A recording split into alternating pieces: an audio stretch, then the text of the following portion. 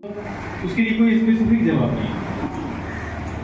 School में हमेशा बच्चों को सिखाना ही चाहिए, प्लस जैसे टीचर है, टीचर को भी हमेशा सीखते रहना चाहिए। इसलिए हम लोग यहाँ लिखे सीखना निरंतर चलने वाली प्रक्रिया है, यानी कि पैसा है। ये लोग कुछ देते नहीं है, जो देते हैं वो चीज़ आपको भी जानकारी है। और कोई बाहर से नहीं आए हुए, आप जो टीचर है, लोग भी टीचर है क्या, आप जितना जानकारी आपको है उतना जानकारी इनको भी है। लेकिन ये मोटिवेशनल का काम कर रहे हैं, ये कर रहे हैं कि एक तरह का उत्प्रेरण का काम कर रहे हैं, है कि नहीं।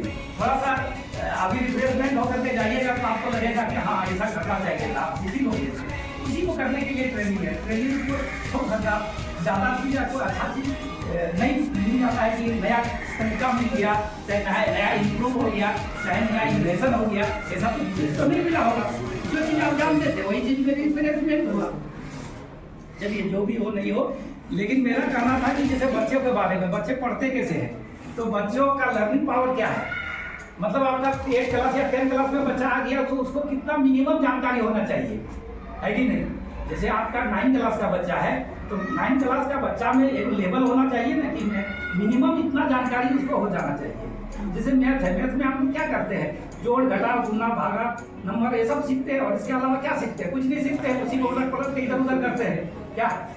उसमें से उनको कितना जानकारी है ना। क्लास में जो घटा में इतना में खरीदा, इतना में बेचा, तो कितना लाभ हुआ, कितना लाभ प्रतिशत हुआ, चक्रवृद्धि ब्याज निकालो, तो ये करो वो करो, तो यही चीज करते हैं। जोड़ घटा गुना भागा ये 4 ऑपरेशन को लेकर के टोटल हम अपने थ्योरी को सेट करते हैं। तो उसमें से बच्चा कैसे सीखता है, कितना जानकारी होना चाहिए, ये कभी जानकारी मतलब जैसे आप 9 क्लास का बच्चा है तो 9 में कम से कम एक लेवल होगा कि मिनिमम 9 क्लास में इतना हो जाना चाहिए, 8 क्लास में इतना हो जाना चाहिए, 6 क्लास में इतना जानकारी हो जाना चाहिए, 5 क्लास में इतना जानकारी हो जाना चाहिए। तो ऐसा आप लोग करके देखें कि कितना लेवल पर होना चाहिए। ये महसूस किया है, ये लेवल चेक करने का क्या मतलब, महसूस किया है कि जिस लेवल पे उसको होना चाहिए था हमारे पास नहीं होता उस लेवल में। लेकिन आप ये मानक रखेंगे ना, किसको कहेंगे कि किस लेवल का कितना जानकारी हो जाएगा जब 9 क्लास के लायक हो गया। विषयानुसार अलग अलग होगा। हाँ, विषयानुसार अलग अलग होगा। हाँ, अलग अलग होगा। सबका एक्सपीरियंस अपना अलग अलग होगा कि इस लेवल पे होना चाहिए था। अब जैसे मैं लैंग्वेज का हूँ तो उस लैंग्वेज में उसको अपना मतलब अगर लिखने के लिए कहें तो 2 लाइन ठीक से लिख नहीं पाता।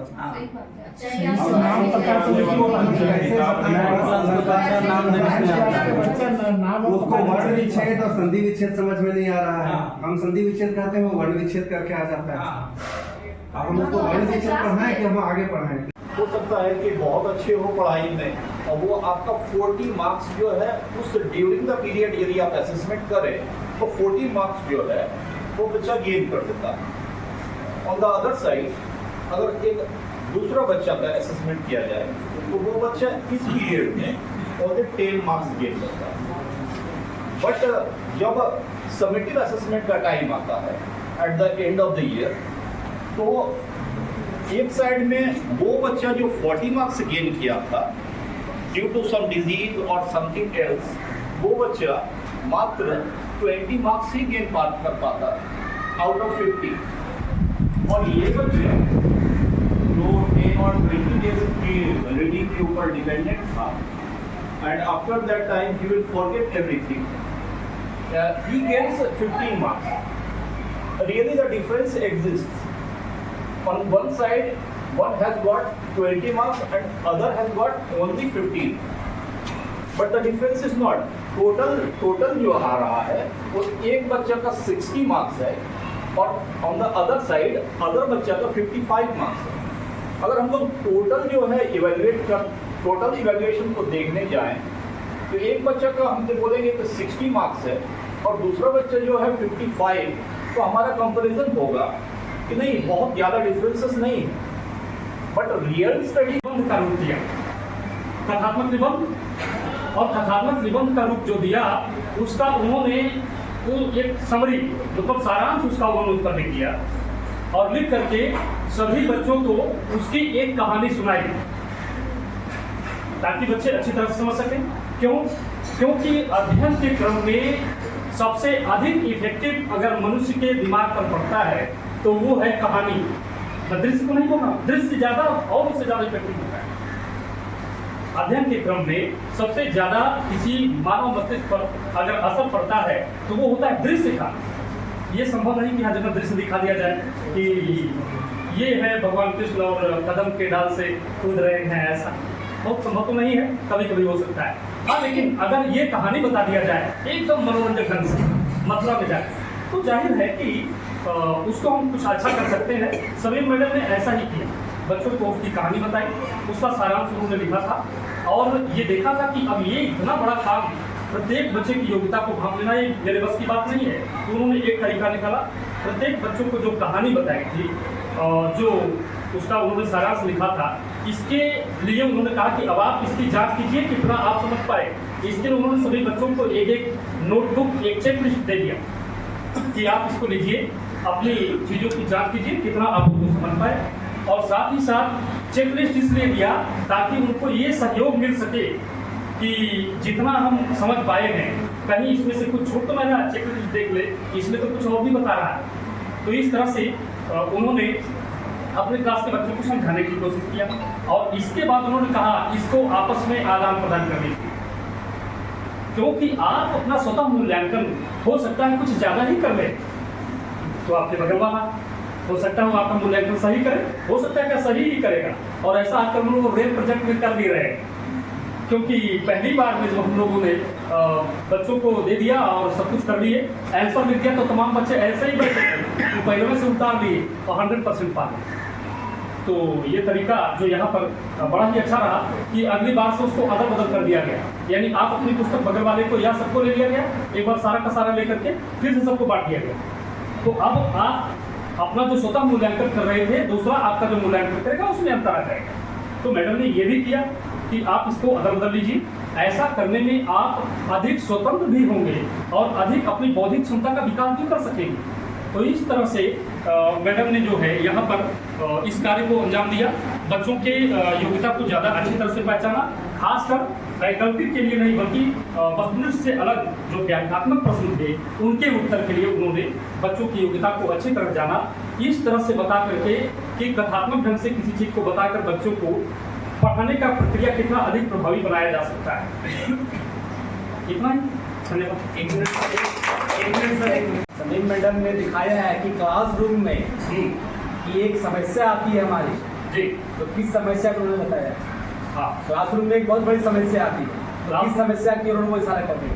क्लासरूम में जो सबसे बड़ी समस्या होती है कि इन्होंने किस समस्या के बारे में उजागर किया है इस कैसे करेंगे। इन्होंने बच्चों के समझने के नहीं समझने के नहीं समझने के लिए बच्चों को किस तरह से किसी चीज को प्रभावी ढंग से समझाया जा सके और नहीं, उसका इवैल्यूएशन किया जा सके। नहीं गलत ये बड़ी समस्या है। गलत है। तो सर आप ही बता बच्चों को तो उन प्रश्नों का उत्तर जब बच्चे बना लेते हैं तो समस्या ये आती है जांचने की। जब कक्षा में बच्चों की संख्या बहुत ज्यादा है तो सारे बच्चे लिख लेते हैं, अब बारी आती है जांचने की, तो कैसे जांचा जाए ये एक बहुत बड़ी समस्या है। सर मैं उसी को इवैल्यूएशन नहीं सर आपने बताया ना इसको, इवैल्यूएशन उसी को आपने बैठे हुए बताइए तो बताए मूल्यांकन कैसे किया जाए। एक दूसरे को अदल बदल के वो तो सर आपने उसको बताया क्या है। हमने जिस बात को पूछा था कि किस समस्या की अनुसार किया सर मैडम ने, उसको आपने नहीं बताया, तो उन्होंने उसी के जवाब में वो बताया है। ठीक है अरे अब हमारी बात सुनिए ना। हाँ, ठीक है। आप कंटिन्यू करिए। नहीं कर रहे हैं, ये चर्चा की बात है, हाँ, ये चर्चा का विषय है। आप दूसरे एंगल से मत लीजिए उसको, दूसरे एंगल से नहीं लीजिए सर। अगर हमने पढ़ा और हमको ये लगा तो हम यहाँ आके बोले खराब नहीं कुछ नहीं बिल्कुल। उसी का जवाब था ये, उसी का जवाब था ये कि अगर आपने प्रश्न दिया है वस्तुनिष्ठ तो उसको चेक करना सबसे आसान है। कैसे उन्होंने बताया कि बोर्ड पे आप लिख दिए एक आंसर बी, दो का आंसर सी, सारे बच्चे मिला लिए, ये तो आसान हो गया। लेकिन जब वो वस्तुनिष्ठ आता है उस समय जांच करना मुश्किल होता है। उसका जवाब उन्होंने दिया कि इसके जांच के लिए एक तरीका क्या निकाला कि बोर्ड पर एक मॉडल आंसर लिख दिया। इस प्रश्न का एक मॉडल आंसर ये हुआ। अब आप इस आंसर से तुलना करें अपने आंसर का, तो कुछ बच्चे वहां से फायदा उठा लेते हैं कि नहीं भाई हमको तो लग रहा है कि ये प्रश्न में अभी भी कुछ कमी है, ऐसा उत्तर अभी तक हम लिख नहीं पाए हैं। और दूसरा उपाय उन्होंने बताया कि एक चेकलिस्ट बनाया। तो वो चेकलिस्ट क्या होता है, लिखते समय ही वो हेल्प करता है कि चेकलिस्ट के हिसाब से हमने उन पॉइंट को इसमें आंसर में डाला या नहीं डाला, या लिखने के बाद भी वो मैच करेंगे इन सारे पॉइंट में से बहुत सारे पॉइंट हमारे आंसर में आए या नहीं आए। तो उसको क्या करता है, गलती करने से वो चेकलिस्ट रोकता है। तो ये जो समस्या थी उस समस्या का हल निकालने का उन्होंने टेस्ट में प्रयास किया। धन्यवाद। Thank you sir. ज्योग्राफी के वो टीचर हैं, टोपोसिट रीडिंग का काम दिए हैं। बच्चों में वो ये देखना चाहते हैं कि बच्चे कितना सीख रहे हैं और उस अनुसार वो क्या करते हैं। तो पहले वो बच्चों को फ्री छोड़ देते हैं कि आप टोपोसिट देखिए, उसमें जो भी सिंबल्स है और जो भी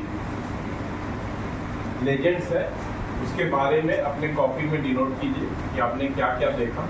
और उसके बाद जो रमैया सर हैं वो एक रूब्रिक बना के देते हैं कि इस पैटर्न पे आप देखिए कि आपने जो चेक किया है वो क्या है, और लास्ट में उसका नंबरिंग करते हैं कि जो लोग कुछ पॉइंट को केवल चेक कर पाए हैं, कुछ छूट रहा है, उनको स्कोर 1 देना है। और इस तरह करके वो एक ग्रेड बांटते हैं जिसमें 1 से लेकर 4 तक नंबर होता है। और वो रूब्रिक देने के बाद फिर वो बच्चों से करते हैं कि अब इस रूब्रिक के अकॉर्डिंग आप देखिए कि आपने जो टोपोसिट चेक किया, जो उसका अध्ययन किया, वो कहाँ तक पहुँचे। तो ये स्टोरी इसी में था। इसमें 3 क्वेश्चन है। पहला है कि रूब्रिक होने से विद्यार्थियों को किस तरह से मदद मिली। तो जनरली हम लोग जब क्लास में पढ़ाते हैं और बच्चे को कोई भी टास्क देते हैं तो कुछ बच्चे होते हैं कि फुल टाइम एक्टिव रहते हैं, उनका काम कंप्लीट भी नहीं होता।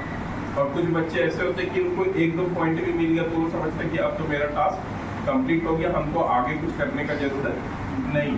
तो रूब्रिक जो था वो क्या किया कि सारे क्लास को इन्वॉल्व रखा हर टॉपिक पे कि कुछ उनसे छूटे नहीं, और वो जो कर रहे हैं उसका स्कोर कहीं उनका कम नहीं रह जाए। तो पूरा जो क्लास था वो उस चीज़ में इन्वॉल्व रहा, तो ये एक अच्छा चीज़ था। दूसरा है, आपको क्या लगता है कि विद्यार्थी बेहतर सीख रहे हैं? और मेरे हिसाब से तो वो सही सीख रहे हैं। उसमें जो रूब्रिक है उनको सीखने में और हेल्प करता है। अगल बगल के लोगों से भी पता चलता है कि अगर उसका स्कोर ज़्यादा आ रहा है, मेरा कम आ रहा है, तो कहीं ना कहीं हमें कुछ कमी है जिसको हम इम्प्रूव कर सकते हैं। और वो रियल टाइम पे हो रहा है, क्लास के साथ ही हो रहा है, तो जो स्टूडेंट है वो ज़्यादा अच्छे से सीखते हैं। तीसरा यहाँ पे वही रूब्रिक में क्या क्या इंस्ट्रक्शन थे और कैसे स्कोर बांटा गया था वो दिया हुआ है। तो उसको डिस्कस करते हैं। रूब्रिक समझा दिए, रूब्रिक क्या? रूब्रिक शॉर्ट टर्म में क्या करेंगे, उसको कुछ इंस्ट्रक्शंस होते हैं कि ये आपको फॉलो करना है। जैसे अगर हिंदी में एग्जाम में आता है निबंध लिखने के लिए, तो वो टॉपिक दिया हुआ था कि इसका आपको पहले परिचय लिखना है, फिर इसका लाभ हानि लिखना है। तो वो जो निर्देश होता है उसी को रूब्रिक है। बच्चों के लिए कुछ चेकलिस्ट कर सकते हैं सर। इसको थोड़ा सा जैसे इसमें जो रूब्रिक है आप देखे होंगे कि एक सभी देखो ना, आप सुबह जो अच्छा दिया कि गाय का ही अगर लिखने बोले तो पहले उस गाय क्या है इसका परिचय देंगे। आप उसके जो है शारीरिक संरचना के बारे में देंगे, आप लिखते सर वही बताते हैं। हाँ, उपयोगिता के बारे में बताते हैं, ये बताते हैं। और जब आप लिखते हैं मूल्यांकन की उपयोगिता कहाँ है कि आपने कह दिया, असाइनमेंट दिया कि आप इस पे जो है निबंध निबंध तो लिखा, सबको लिख लिया। लिखने के बाद आप वहाँ जो है रूब्रिक के हिसाब से दे दिए कि हमारे जो निबंध में आपको क्या क्या लिखना चाहिए था। यदि इसने सिर्फ एक को फॉलो किया, किसी एक को अगर फॉलो किया तो एक अंक उसको देना। अगर इसमें से 2 पाया गया 2 अंक मिलेगा, इसमें से 3 पाया गया तो 3 मिलेगा। अब यहाँ क्या है कि बच्चे को जो लिखा है ना वो खुद वहाँ जो है उसको स्ट्राइक कर रहा है। बोर्ड में हम लिख दिए क्योंकि मैंने किसी पर्सनल को नहीं दिया कि भाई तुम जांचोगे, मैंने तुमको बताया कि ऐसे ऐसे जांचना है। उसको मैंने बोर्ड पर ही लिख दिया, बोर्ड पर ही बता दिया कि ये तुम्हारे लेख में होना चाहिए, इस लेख में है, वो इस हिसाब से अंक उसको दिया जाएगा। अब इससे क्या हो, जो नहीं लिखा उसके दिमाग में आ गया, हमने ये नहीं लिखा इसलिए मेरा 1, हमने इसलिए नहीं लिखा ये लिखा इसलिए वो 2 आया, ये लिख देते तो और ये 3 आ जाता। तो अगला जो कभी लेख हम लिखेंगे तो उसको बॉडी पहले से पता चलेगा कि हमको ये बॉडी में डालना है, पूरा स्ट्रक्चर में ये हमको चाहिए। रूब्रिक की ये जो उपयोगिता है शायद मेरे अनुकूल यही वही लगता है। इसमें जो रूब्रिक है वो भी बतला देते हैं। जैसे वो जो रमैया सर है वो स्कोर 1 देते हैं वैसे बच्चों को जो अधिकांश किंवदंतियों और प्रतीकों को पहचानने में असमर्थ, उनको 1 स्कोर मिलता है। स्कोर 2 वैसे बच्चों को देते हैं जो सभी प्रकार की किंवदंतियों और प्रतीकों की पहचान कर सकते हैं। किंवदंतियों थोड़ा सा हिंदी टर्म बैठेगा तो लेजेंड्स एंड सिंबल्स बोल देते हैं, ज़्यादा अच्छा रहेगा। स्कोर 3 है राहत सुविधाओं से संबंधित सभी प्रकार की लेजेंड्स एंड सिंबल्स की पहचान करता है और उनमें से कुछ की व्याख्या कर सकता है, पूरे की व्याख्या नहीं, या कुछ की व्याख्या। और 4 में है राहत सुविधाओं से संबंधित सभी प्रकार की लेजेंड्स एंड सिंबल की पहचान और व्याख्या कर सकता है। तो जो जिस लेवल में पहुंचा उस अनुसार वो स्कोर देते हैं। तो बच्चे को क्या है कि खुद ही पता चल जाता है कि हम पहचान भी नहीं पा रहे तो हम उसका व्याख्या कैसे करेंगे, तो वो बोल नहीं पाता, तो उसको लगता है कि हाँ हम में कमी, तो वो रियल टाइम पे ही क्लास में अपना इम्प्रूवमेंट करने का कोशिश करता है। तो मेरे हिसाब से ये पढ़ाने का तरीका ज़्यादा बहुत केवल उनके सवाल का सीधा जवाब न देके उससे एक एंटी क्वेश्चन पूछे उसी से रिलेटेड, ताकि बच्चा खुद उसका जवाब ढूंढे तार्किक तरीके से, चाहे वो किताब पढ़ते चाहे अपने फ्रेंड से पूछे। तो इससे उनका अधिगम स्तर यानी उनके सीखने का स्तर और उनके याद रखने का स्तर उस चीज़ को वो ज़्यादा बढ़ेगा और बच्चे अच्छे से ज़्यादा उसको याद रख सकेंगे बनिस्बत इसके कि हम उनको आंसर बता दें सीधे से। और जब भी बच्चा कोई भी सवाल करे तो हम ऐसा ही करके उनका क्या कर सकते हैं कि लर्निंग स्किल को बढ़ा सकते हैं, ताकि फ्यूचर में भी उसकी मेमोरी में ये फिट हो जाए कि हम जो पढ़े थे उसका इतना सारा आंसर हमने खुद खोजा, हम मतलब तो वो उनसे ज़्यादा सीख पाएंगे। और नेक्स्ट है कि अगर हम कोई चैप्टर को पढ़ाए कंप्लीट किए तो उसका क्या है कि उसका मूल्यांकन हम कैसे करते हैं, निश्चित बात है हम क्वेश्चन पूछकर ही करते हैं, तभी हम पता लगा पाते हैं कि बच्चे ने क्लास में कितना गेन किया है, कि हमने इतनी मेहनत करके वो टॉपिक खत्म किया, वो चैप्टर खत्म किया, तो बच्चों ने कितना गेन किया। और कुछ बच्चे तेज हैं, उन्होंने तुरंत जवाब दे दिया, तुरंत सीख गए, पर कुछ बच्चे होते हैं कि जो वीक होते हैं, वो जवाब नहीं दे पाते, तो फिर हम फिर से रिपीट करते हैं उनके पास वो टॉपिक रिपीट करते हैं या चैप्टर को रिपीट करते हैं ताकि और बच्चे सीख सकें। इस तरह बच्चों का क्या है कि एनालाइजिंग जो पावर है, एनालाइज कर पाते हैं वो टॉपिक को, क्वेश्चन को, और बहुत कुछ सीखते हैं। इसलिए सीधे सीधे जवाब ना देकर बच्चों को एंटी क्वेश्चन करना चाहिए ताकि वो उसको ज़्यादा सटीक तरीके से उसका आंसर खोजें और ज़्यादा सीख सकें। बस यही है कि अच्छा सवाल पूछकर हम बच्चों को ज़्यादा सिखा सकते हैं। 10 साल हो जाता है तो हम लोग उसको अच्छे तरीके से एक शिक्षण को समझ पाते हैं और उसको अच्छे ढंग से प्रस्तुत कर पाते हैं। तीसरा है प्रतिदिन व्यक्ति अपने जीवन में नए अनुभव को एकत्रित करता है। एक टीचर ही या एक शिक्षक ही अपने जीवन में एक नया अनुभव पा पाता है। जैसे अगर कुछ स्टूडेंट कुछ नया करता है या वो गलत रहे या सही रहे उसको हम लोग सुधारते हैं, कुछ अच्छा रहे तो उसको हम लोग मोटिवेट करते हैं और उसके जीवन को आगे बढ़ाते हैं। तीसरा है ये नवीन अनुभव व्यक्ति के व्यवहार में संशोधन करते हैं। मतलब ये एक अनुभव जो है नवीन अनुभव उससे बच्चे को आगे बढ़ने के लिए वो प्रेरित होता है और अपने जीवन में एक अच्छा कर पाता है। 4 का है जो हम लोग को टॉपिक मिली हुई थी विद्यालय का भौतिक वातावरण।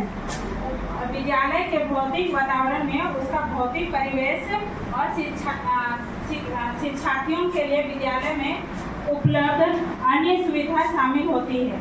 हम लोग का विद्यालय किस तरह भौतिक वातावरण होना चाहिए उसके बारे में हम लोग को टॉपिक मिली हुई थी, जिसको हम लोग 6 पार्ट्स में बांटे हुए हैं। वो है कम लागत वाली परिवेशीय शिक्षण सामग्री, मतलब कम लागत में जितनी भी शिक्षा सामग्री मतलब पुस्तक या कुछ भी खेल का सामग्री जो भी हो वो अच्छा वातावरण में भौतिक वातावरण में शामिल किया गया है। और दूसरा है साल स्तर के अनुसार प्रयोगशाला एवं व्यवस्थित पुस्तकालय। जैसे शाला स्तर के अनुसार प्रयोगशाला, जैसे कि हम लोग के लिए प्रयोगशाला जरूरी होती है, ये साइंस के लिए उसके लिए व्यवस्थित और पुस्तकालय भी होनी चाहिए। और कमेटियों द्वारा हरियाली और प्रांगण की साफ सुथरा पर जोर। तो इसमें हम लोग एक कमेटी होती है स्कूल में, हर एक स्कूल में कमेटी होती है, उसके थ्रू हम लोग किस तरह स्कूल को साफ सफाई रखना है वो चीज़ दिया गया है। और पर्याप्त शिक्षक और अन्य संसाधन, पर्याप्त शिक्षक होना चाहिए। प्रत्येक स्कूल में सारे सब्जेक्ट के टीचर होना चाहिए और उनका और भी जो भी संसाधन हो वो सारा चीज़ उपलब्ध होना चाहिए। और अगला पॉइंट है खेल के लिए मैदान, कक्षा और कक्षा सभा भवन के प्रत्येक स्कूल में खेलने के लिए तो होना ही चाहिए मैदान, एक अच्छा मैदान होना चाहिए जो कि हर एक स्कूल में नहीं है। ये चीज़ होना बहुत ही जरूरी होती है। जैसे कि अगर पढ़ाई के साथ साथ हम लोग खेल को भी ध्यान दें तो उसमें ज़्यादा अच्छा होता है। और उसके लिए सभा भवन जैसे कोई भी प्रोग्राम हो रही है उसके लिए सभा भवन भी स्कूल में होना चाहिए। और छठा है उपयुक्त प्रसाधन सुविधाएं हम सभी के लिए। ठीक है, थैंक यू। दोनों हमेशा विद्यालय समाज का एक अभिन्न अंग है और आप लोग ये भी जानते हैं कि विद्यालय एक परिवार है। बिना समाज की मदद से विद्यालय चलाना या विद्यालय को आगे बढ़ाना असंभव है। इसलिए समुदाय के जितने भी ग्रामीण होते हैं या फिर जो भी समुदाय से जुड़े जो लोग होते हैं, समाज से जुड़े समाज सेवी लोग जो होते हैं वो विद्यालय को आगे बढ़ाने में उनका बहुत बड़ा योगदान रहता है। तो जब हम विद्यालय की बात करते हैं तो विद्यालय में तीन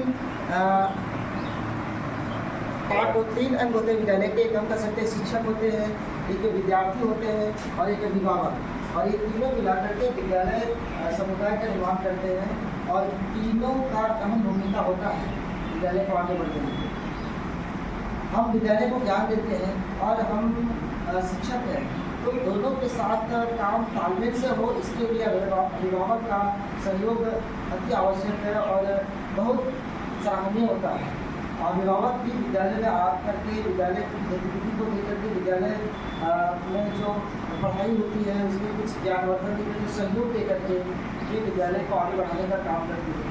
और इसमें पहले भी बताया गया है कि समुदाय के साथ जुड़ाव में पहला बिंदु है नियमित पीडीएफ और समुदाय कार्यक्रम। इसके अंतर्गत क्या है कि विद्यालय में एक नियम है कि नियमित रूप से विद्यालय में पैरेंट टीचर मीटिंग होना जरूरी है। और इससे क्या होता है कि विद्यालय में एक नया वातावरण बनता है और अभिभावक के साथ एक जुड़ाव होता है। हमारा दूसरा बिंदु है समुदाय के मानव और भौतिक संसाधनों का विद्यालय में प्रयोग। यानी कभी कभी क्या होता है कि समुदाय के लोग भी कुछ सहयोग करते हैं संसाधन के रूप में, या फिर अपने आ करके कुछ सहयोग करते हैं, सलाह देते हैं, परामर्श देते हैं। ये भी समुदाय के साथ जुड़ाव का एक बिंदु है। और आगे का बिंदु है नामांकन, रिटेंशन और हाजिरी को लेकर साझा एक्शन प्लान। जो बच्चे बहुत एब्सेंट करते हैं, जो बच्चे प्रतिदिन आते हैं उसको सम्मानित करना, जो बहुत एब्सेंट करते हैं उपस्थित उसको बढ़ावा देना, उसको उत्साहवर्धन करना आगे के लिए। तो इसके लिए भी ये समुदाय के साथ जुड़ना पड़ेगा। समुदाय के साथ जुड़ के ही उसकी उपस्थिति को बढ़ा सकते हैं। आगे है स्कूल में बच्चों के परिवेश और दिनचर्या को लेकर समझ। जब बच्चों की परिवेश की बात करते हैं, दिनचर्या की बात करते हैं, तो उसके लिए हमको समुदाय के पास जाना ही होगा, अभिभावक से सलाह लेना होगा, परामर्श लेना ही होगा। इसकी अनुपस्थिति में हम उनकी कल्पना नहीं कर सकते हैं उनकी दिनचर्या की। आगे है शैक्षिक प्रक्रियाओं को लेकर स्कूल और समुदाय के परस्पर समझ का विकास। शैक्षिक वातावरण को आगे बढ़ाने के लिए समुदाय के व्यक्तियों का सहयोग अति आवश्यक है और ये विद्यालय के विकास के लिए अहम भूमिका अदा करता है। आगे का है विद्यालय के अच्छे कर्मों का बड़े समुदाय के निजी संपर्कों द्वारा प्रसारण। हम देखते हैं कि विद्यालय में बहुत सारे ऐसे बच्चे जो अच्छे करते हैं और विद्यालय में कुछ अच्छी गतिविधि होते हैं, तो हम लोग एक शिक्षक के रूप में उसका प्रचार प्रसार भी करें ताकि वो समाज के आदमी तक जाए और दूसरे गाँवों तक जाए, क्षेत्र तक जाए, उस क्षेत्र तक जाए। आगे है स्कूल को समाज का हिस्सा मानना, समुदाय और स्कूल में सहसमझ। हम लोग को ये समुदाय के लोगों को ये एहसास दिला, अभिभावकों को ये एहसास दिलाना है कि विद्यालय है वो समाज का है, समुदाय का है और इसमें समुदाय के लोगों का योगदान अहम है। उनकी बिना योगदान का हम विद्यालय के विकास के बारे में, बच्चों के विकास के बारे में कभी सोच नहीं सकते। इसलिए यह बहुत ही महत्वपूर्ण बिंदु है और इस तरह से हमारा टॉपिक के समाप्त। विद्यार्थी आते हैं, खास करके 4 तरह के विद्यार्थियों की चर्चा तो सर ने किया था। सर आप ही से कर रहे हैं, 4 तरह के विद्यार्थियों की चर्चा सर ने किया था और उस 4 तरह के विद्यार्थियों में कुछ बड़े ही सृजनात्मक होते हैं और कुछ औसत बुद्धि वाले होते हैं, कुछ विद्यार्थी बड़े ही वाचाल होते हैं और शेष को एकदम से न्यूट्रल कर दीजिए। इन 4 तरह के विद्यार्थियों में अच्छे विद्यार्थियों को तो सभी लोग पढ़ा सकते हैं, शेष विद्यार्थियों के लिए थोड़ी समस्याएं होती हैं, उन्हें कैसे पढ़ाया जाए, या ऐसे विद्यार्थी जो वाचाल प्रवृत्ति के हैं उनके इस प्रवृत्ति को एक मानव संसाधन या एक ऊर्जा में कैसे तब्दील किया जाए। इसके लिए विद्यालयों में छात्र संसद का गठन, बाल संसद का गठन किया जाए और बाल संसद का गठन करके ऐसे विद्यार्थियों को वो कार्य दिए जाएं जिसमें वो महारत हासिल हो या जिसमें उनका मन बहुत लगता हो, ऐसे कार्य उनको सौंपे जाएं। तो ऐसा करने से उनकी नकारात्मक ऊर्जा एक सकारात्मक ऊर्जा में बदल जाएगी और वो अच्छा कुछ कर सकेंगे। और उनके सुधारात्मक में, जैसा कि इसकी पहले चर्चा हुई है, सुधारात्मक दंड की भी चर्चा इसके पूर्व हम लोग कर चुके हैं। यद्यपि उसमें ये कहा गया कि यदि दंड ही न देना हो तो क्या किया जाए, बच्चे को उपदेशित करना, अच्छे कार्य के लिए प्रेरित करना, और लास्ट विकल्प बचता है, लास्ट क्या बल्कि कहिए उसके पहले एक विकल्प बचता है, उनके अभिभावकों से इस पर चर्चा करना, उनको बुलाना, उस पर बातचीत करना, बच्चे की समस्याएं क्या है, या उसमें अगर कोई समस्या एक्स्ट्रा बच्चे में आ रही है तो उसे उनके अभिभावकों को बताना। और लास्ट सकारात्मक दंड भय उसमें बचता है। ये 4 तरह की चीज़ें हैं। तो इन 4 तरह की चीज़ों को सम्मिलित लेते हुए बाल संसद, जैसा कि विद्यालयों में देखने में मिल रहा है, वह बड़ा ही सकारात्मक पक्ष की तरफ जा रहा है। बच्चों को अगर उनकी जिम्मेदारी सौंपी जाए, उनके रुचि अनुरूप जिम्मेदारी सौंपी जाए, तो उनकी नकारात्मक ऊर्जा सकारात्मक ऊर्जा में बदल सकती है, वे अच्छे विद्यार्थी बन सकते हैं। और साथ ही साथ जैसा कि इसमें हम लोगों ने पढ़ा, सुझाया गया इसमें कि बच्चों को बाल संसद के गठन के समय जिस समिति की जिम्मेदारी दी जाए उसका समय समय पे अदल बदल भी करते रहें। तो समय समय पे अदल बदल करने से उनको हर कार्य करने, हर क्षेत्र का कार्य करने का एक मौका मिलेगा, उनका एक अच्छा अनुभव होगा और इससे वे जो है बहुत से स्किल को सीख सकते हैं, जान सकते हैं और उनकी पढ़ाई के साथ साथ उनके जो एक्स्ट्रा उनमें कुछ करने की सृजनात्मक या रचनात्मक क्षमता है उसे हम लोग उनमें उभार ला सकते हैं और उसे सकारात्मक रूप में तब्दील कर सकते हैं। इतना ही सर, थैंक यू। टॉपिक था हमारा प्रभावी फीडबैक कि अधिगम में सुधार के लिए कितना जरूरी है हमारा फीडबैक, उसके बारे में हमारा ये क्रियाकलाप था। इसमें हमने बताया है सबसे पहले फीडबैक क्या है। तो जब कोई विद्यार्थी कुछ काम करता है, कुछ प्रदर्शित करता है, उसके बाद उसके काम की जो जानकारी दी जाती है, जो प्रतिक्रिया दी जाती है, वो फीडबैक कहलाता है। फिर हमने इसमें दिखाया है कि फीडबैक 2 तरह के हो सकते हैं, नकारात्मक और सकारात्मक। तो फीडबैक देते समय हमें ये ध्यान रखना है कि हम नकारात्मक फीडबैक की तरफ ना जाएं, हम हमेशा सकारात्मक फीडबैक की तरफ जाएं जिससे बच्चे हमेशा लाभान्वित हों। फिर हमने दिया है कि फीडबैक का तरीका क्या है, इसको भी हमने दिखाया चार्ट पेपर में। तो फीडबैक के 3 तरीके हैं, 3 समयों पर हम इसका उपयोग कर सकते हैं। पहला है अधिगम से पहले, और उसमें हमने दिखाया है कि अधिगम से पहले जो फीडबैक दिखाया जाता है वो फीडबैक कहलाता है। तो फीडबैक के लिए हम फीडबैक दे सकते हैं। और दूसरा है आपका अधिगम के दौरान, जो कहलाता है फीडबैक फॉरवर्ड, उसको भी हमने चार्ट पेपर पे शो किया है। और तीसरा जो महत्वपूर्ण है वो है फीडबैक, ये आपका अधिगम के बाद, यानी उत्तर लिखने के बाद, काम करने के बाद। तो जिसको हमने 2 भागों में विभाजित किया था कि एक हमें अवसर मिलता है काम को करने के तुरंत बाद देने का, और कभी कभी ऐसा जब संभव नहीं होता है तो हम लोग उसमें कुछ समय लेते हैं जांच के लिए, और कुछ समय के बाद हम लोग फिर उसका फीडबैक लेते हैं। और इसके बाद उसमें हमने नीचे दिखाया है तो और चीज़ों को, महत्वपूर्ण चीज़ों को, कि फीडबैक में हम किन महत्वपूर्ण बिंदुओं का बच्चों को बताएंगे कि अधिगम से पहले वो किन बातों का ध्यान रखेंगे ताकि उनका जो काम है, उनका जो प्रदर्शन है वो बेहतर से बेहतर हो। तो उसमें विषयगत है, क्लासरूम का अनुभव जो हमारा था उसमें हमने उसमें दिखाया है कि पहला ये होता है कि जैसे एक बिंदु हमने दिखाया है कि गणित में जब भी आप रिविजन करें तो कभी भी सिर्फ देख करके रिविजन ना करें, हमेशा उसमें कलम को भी साथ में रखें और कुछ रफ वर्क करके ही हमेशा उसका रिविजन करें। तभी आप जब उसका उत्तर लिखेंगे परीक्षा में तो आपको परेशानी नहीं होगी, आप शुरू से अंत तक उसको बना पाएंगे। एक हमने दिखाया भाषा के बारे में कि भाषा में क्या होता है कि जब हम किसी उत्तर को रिएक्ट करते हैं लिख करके तो कभी कभी लिखते समय हम किसी शब्द में फंस जाते हैं और उसको आगे बढ़ नहीं पाते हैं।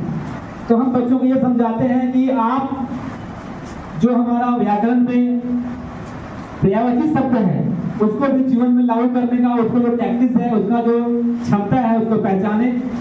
इससे क्या होगा, कभी भी आप लिखेंगे तो किसी एक शब्द के लिए रुकेंगे नहीं, आप उसके स्थान पर दूसरे शब्द को रिप्लेस करके आप आगे बढ़ जाएंगे। इससे आपका कौशल भी बढ़ेगा लिखने का और समय का भी बचत होगा। और तेज बच्चा यही करता है, और जो औसत बच्चे होते हैं वो कहते हैं भाई वो तो लिखते जा रहा है, हम लिख नहीं पा रहे हैं। तो उसका एक यही तरीका होता है जो वो उसमें प्रयोग करता है। और एक जो हमने यहाँ पे नोट नहीं किया है वो ये होता है कि जैसे किताबें, तो हम बच्चों को बताते हैं कि जैसे आपको स्कूल में, विद्यालय में जो किताबें अवेलेबल की गई हैं NCERT की, तो उसी समय में कुछ तेज बच्चे क्या करते हैं कि उन किताबों के अलावा कुछ अन्य प्रकाशनों की किताबें या कुछ अन्य किताबें पढ़ लेते हैं, जबकि हम उसी में अपने समय को व्यर्थ कर देते हैं।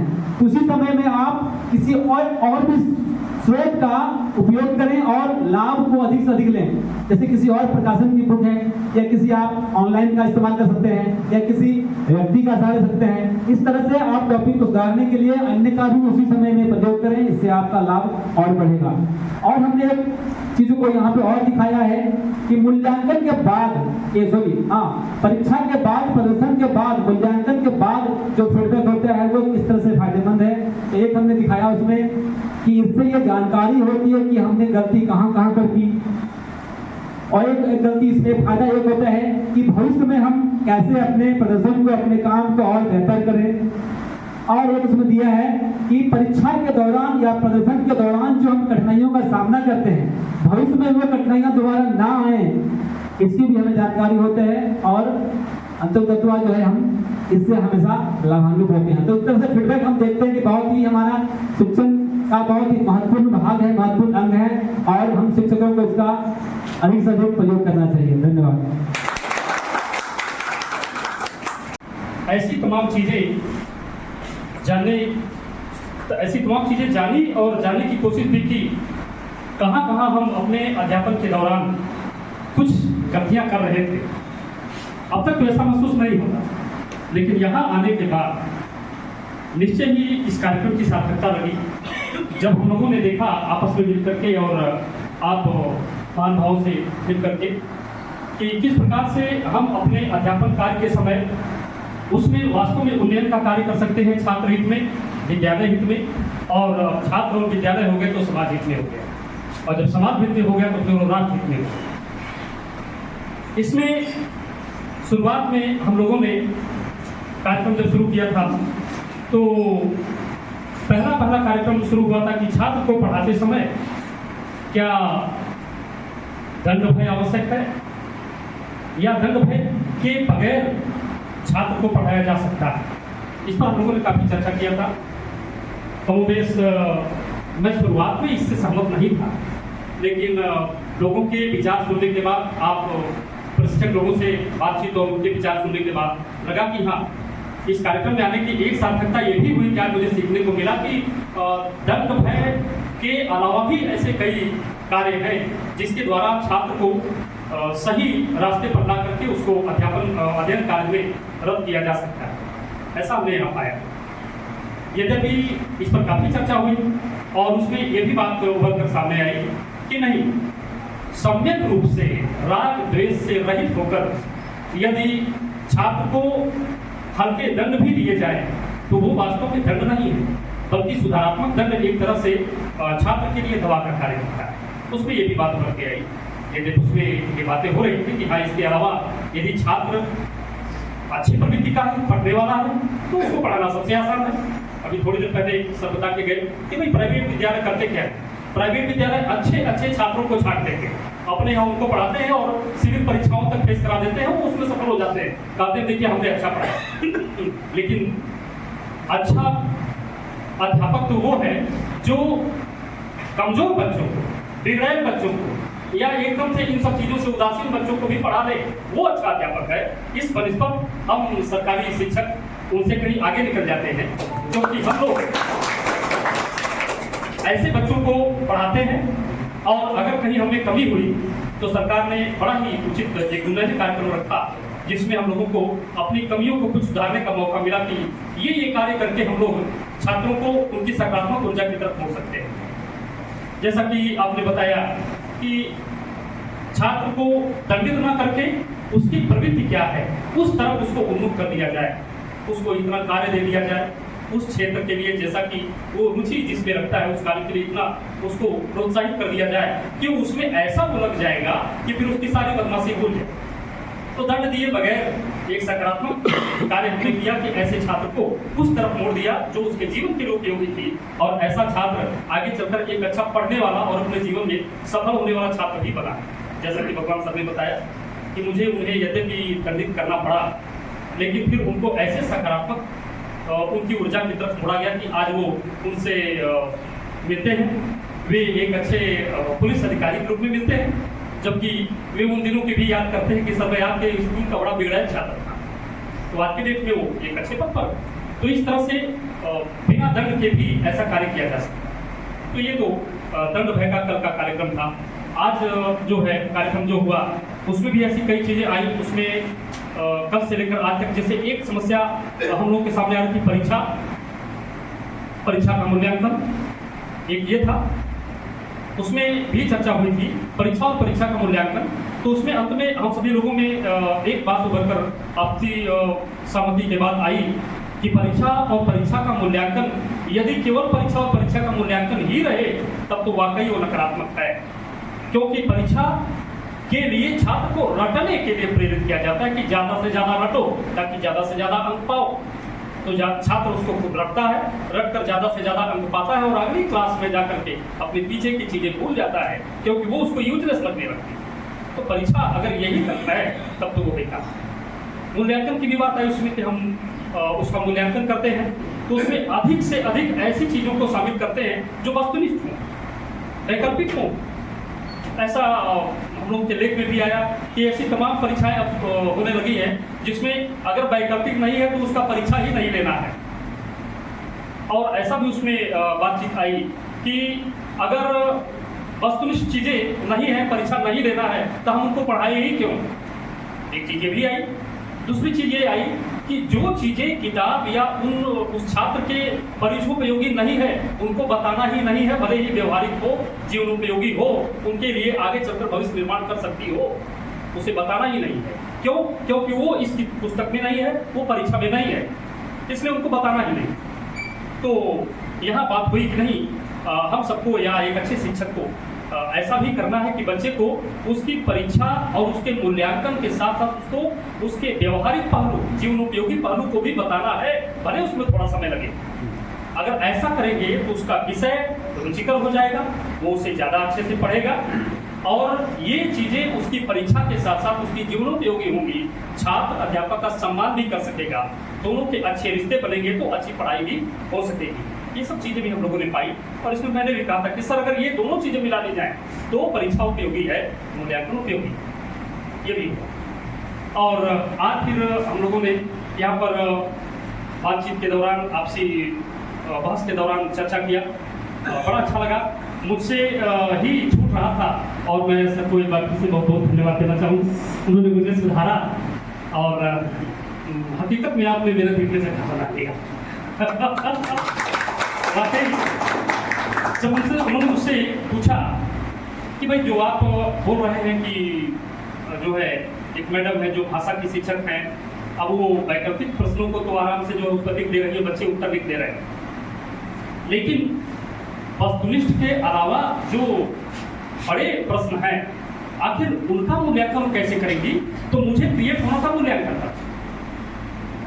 हालांकि नहीं, अब मैं नहीं कहूँगा कि मैं ये इवैल्यूएशन बोला था टाइम्स का, तो नहीं बोला था, लेकिन नहीं बोला था।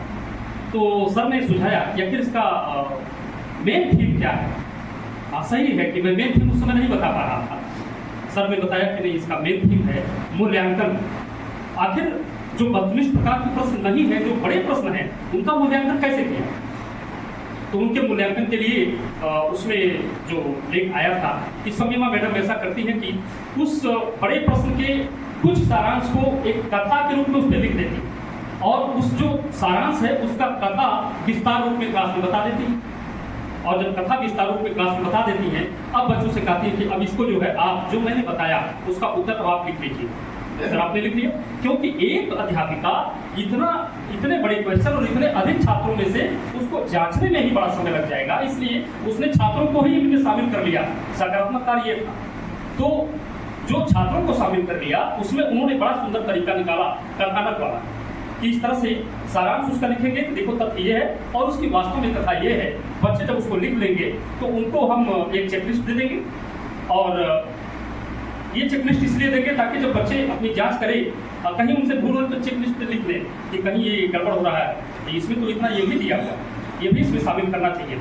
और उसके बाद इसको अदल बदल कर दिया है, जैसा कि इसमें रेल प्रोजेक्ट के तहत हम लोग कराते भी हैं, कराते आए, इसलिए उस पर थोड़ा और अच्छा बोलने का मौका मिला, तो एक अनुभव भी उसमें शामिल हो गया। तो रेल प्रोजेक्ट इसमें हम लोग ऐसा करते भी रहे हैं, और क्योंकि छात्र उसमें नकल न कर पाए, उसका एक आध तरीका तो अपने ही ढूंढा गया कि पहले हम इसके उत्तर ही नहीं देंगे, पहले आप लोग कर लीजिए, और उसके बाद फिर जब आप कर लिए तो हमने एक बार जल्दी जल्दी देख लिया, सभी लोग कर लिए, ट्रिक हाँ हो गया, वेरी गुड, बहुत अच्छा है। अब उसके बाद आप अदल बदल कर लीजिए, काफी ही जमा हो गई, अदल बदल कर दीजिए। अब मैं लिख रहा हूँ आंसर, और आंसर आप सभी लोग लिख लीजिए, शेष में वही पद्धति समीमा मैडम वाली ऐसा बना देता हूँ।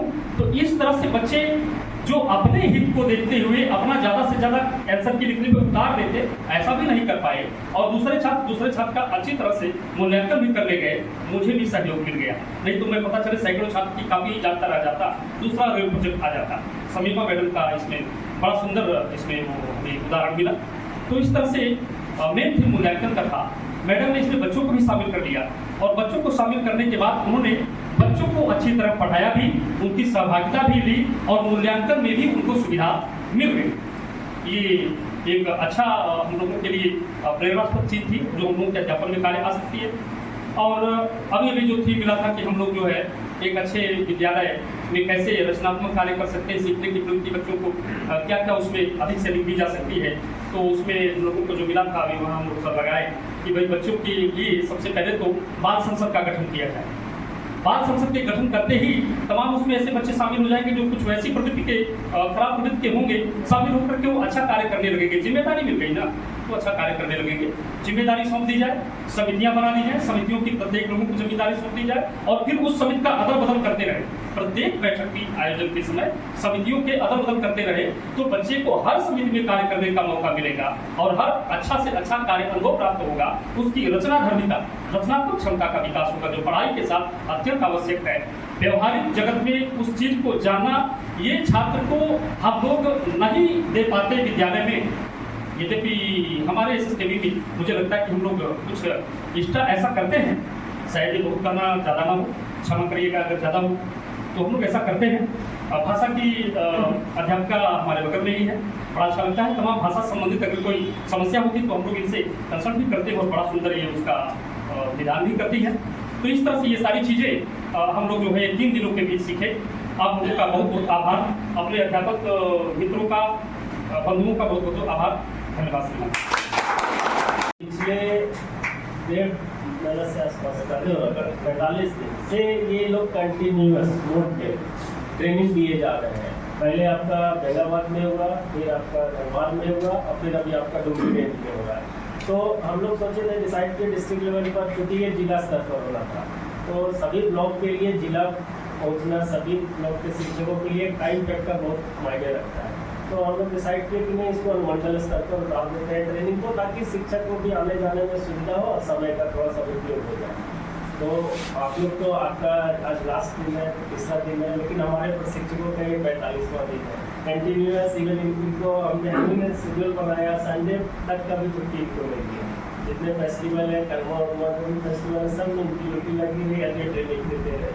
तो इनका विशेष धन्यवाद। और आज डिस्ट्रिक्ट लेवल का जो ट्रेनिंग था, ये पूरा शेड्यूल आज लास्ट है। आप लोग लास्ट बैच भी है और ये ट्रेनिंग का लास्ट है। यूनियन ट्रेनिंग आई थिंक जो आप लोग सेकेंडरी टीचर्स हैं, सीनियर सेकेंडरी के टीचर्स हैं, आप लोग की ये ट्रेनिंग 8-9 साल बाद ऑर्गेनाइज हो रही है। ये लास्ट 15-16 तक चला है ट्रेनिंग सेकेंडरी टीचर्स की। इसके बाद इस फाइनेंशियल ईयर में आप देखिए, आपके जो बैनर है उसमें अजीत प्रेमजी फाउंडेशन का लोगो देख रहे हैं। तो इस ट्रेनिंग को करने वाले, इसमें इनपुट देने वाले अजीत प्रेमजी फाउंडेशन की तरफ से है। और पहले इन लोगों की स्टेट लेवल में ट्रेनिंग हुई थी और उस दिन आफ्टर ये आप लोग आके वहाँ से उन चीज़ों को बदला। ट्रेनिंग का जैसा कि आप नाम देख रहे हैं, नाम से स्पष्ट है उन्नयन, that means upgradation. Time to time समय के अनुसार अपने आप को अपग्रेड करते ही रहना पड़ेगा। एक छोटा सा एग्जाम्पल आप मोबाइल ले लीजिए। मोबाइल भी छोटा सा टेक्नोलॉजी वाला बेस्ट चीज़ है, लेकिन उसको भी टाइम टू टाइम अपग्रेड करना पड़ता है। नया वर्जन आता है, नया टेक्नोलॉजीज है, तो अपग्रेड होना होता है। तो हम जैसे हमारे शिक्षक वृंद हैं, शिक्षा में टीचिंग्स में नए नए टेक्निक्स आते हैं। वो पढ़ाई वही है, लेकिन पढ़ाने की पद्धतियाँ अलग अलग होती है। टाइम टू टाइम उसमें रिफॉर्म होता है, चेंजेस होता है। तो विभाग की तरफ से ये लगा कि नहीं, शिक्षकों को भी थोड़ा इस पर अपग्रेड किया जाए। और आई थिंक ये 8-9 साल बाद स्टार्ट हुआ है आप लोगों की ट्रेनिंग तो हालांकि हर साल होती है, लेकिन अभी तक था कि प्राइमरी टीचर्स 1 to 8 तक के टीचर्स के लिए हर साल हो रही है। 9 से 12 वाले टीचर के लिए ये 8-9 साल बाद आपकी ट्रेनिंग स्टार्ट हुई है।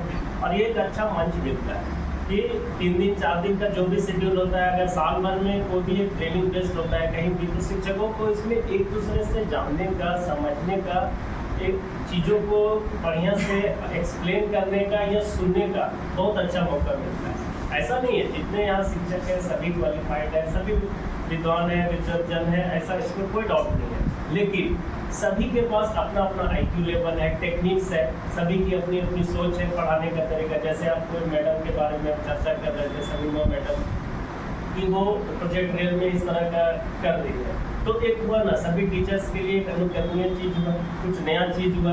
और ऐसा नहीं है कि लोग जैसे उससे ज़्यादा दूसरे से देख के सुन के सीखने में ज़्यादा अच्छा लगता है, क्योंकि वो एग्जाम्पल बेस्ड होती है। तो साल में इस तरह का ट्रेनिंग जरूर होना चाहिए, हम लोग भी चाहते हैं कि जरूर हो, ताकि 3-4 दिन का जो भी शेड्यूल हो, टीचर एक दूसरे से मिलते हैं, आपस में बात करते हैं, अपनी चीज़ों को रखते हैं, अपने पक्ष को रखते हैं, उसके पॉजिटिव नेगेटिव उसके फीडबैक्स पर चर्चा परिचर्चा होती है। और एक जो होता है ना, अपने आप को सही नाम दिया गया इस ट्रेनिंग का, उन्नयन, अपग्रेड करने का, कि हम कैसे अपने आप को टाइम, नहीं तो निरस्ता आ जाती है। Same thinking, same school, same पढ़ाई, सेम मेथडोलॉजी चलिएगा तो थोड़ा निरस्ता आता है। इस सब चीज़ों में समय थोड़ा आपको निरस्ता आता है। चलिए, बहुत बहुत धन्यवाद आप लोगों का। आप लोगों का भी समय हो गया, आप लोग भी से आए होंगे, फिर हम लोग मिलते हैं।